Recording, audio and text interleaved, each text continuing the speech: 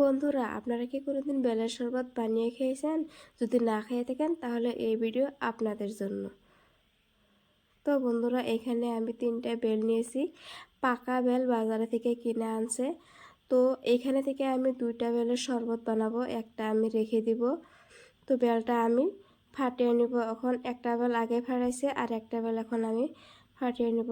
খুব সহজে আমি বেলটা ফাটিয়ে নিলাম। আর এইভাবে বেলের ভিতরে যে খাওয়া অংশ, ওইগুলো আমি একটা চামচের সাহায্যে সবগুলো আমি বের করে নিব।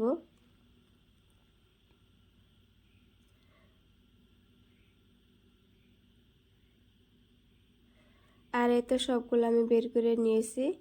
তো এখানে আমি পরিমাণ মতো পানি দিয়ে দিব। পানি দিয়ে তারপরে আমি বেলের যে এই খাওয়া অংশগুলো আছে এগুলো পানির সাথে খুব সুন্দর করে মিশিয়ে নিব। তো আমি পরিমাণ মতো এখন পানি দিয়েছি, কিন্তু আমি শেষে আরও পানি দিয়ে দেব। তো প্রথমে আমি এই বেলের যে খাওয়া অংশগুলো আছে এইগুলো পানির সাথে খুব সুন্দর করে এইভাবে হাত দিয়ে মিলিয়ে নিব। আর এই যে বেলের আঁশগুলো আছে এগুলো আমি পরে সাফা করে নিব। আর এই বেলের শরবতটা বানানোর জন্য আমি প্রায় 1 লিটার পানি ব্যবহার করব। ফ্রিজে রাখা পানি আমি এখানে নিয়ে নিয়েছি। আর ফ্রিজে রাখা পানি, ঠান্ডা পানিতে এই বেলের শরবতটা বানিয়ে খেলে খুবই ভালো লাগে। আর এই বেলের শরবতটা ঘরে খুব সহজে বানানো যায়, কোনো ধরনের ঝামেলা হয় না। বন্ধুরা, সম্পূর্ণ ভিডিওটা দেখবেন আর শেষে কমেন্ট করবেন আমার বেলের শরবত বানানো কেমন হইল। আর এই বছরের প্রথম বেলের শরবত খাবো।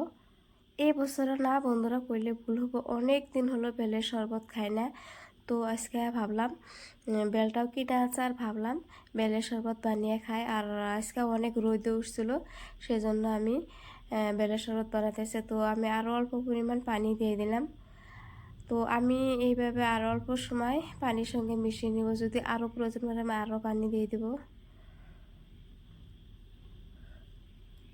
আমি আরও অল্প পানি দিয়ে দেব। এখানে একটু ঘন বেশি হয়েছে। তো 1 লিটার আমি সম্পূর্ণ পানি দিয়ে দিলাম। এখন পারফেক্ট হয়েছে, মানে বেশি ঘন করা যাবে না আর একদম বেশি পাতলাও করা যাবে না।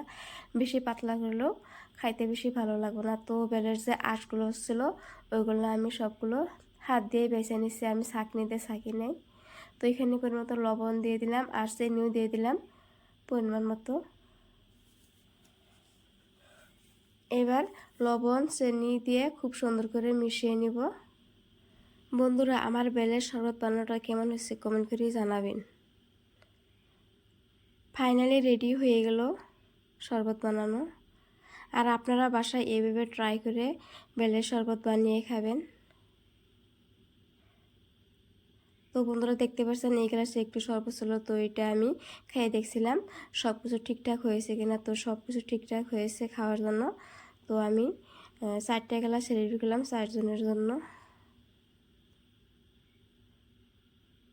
কেমন হলো বন্ধুরা কমেন্ট করে জানাবেন।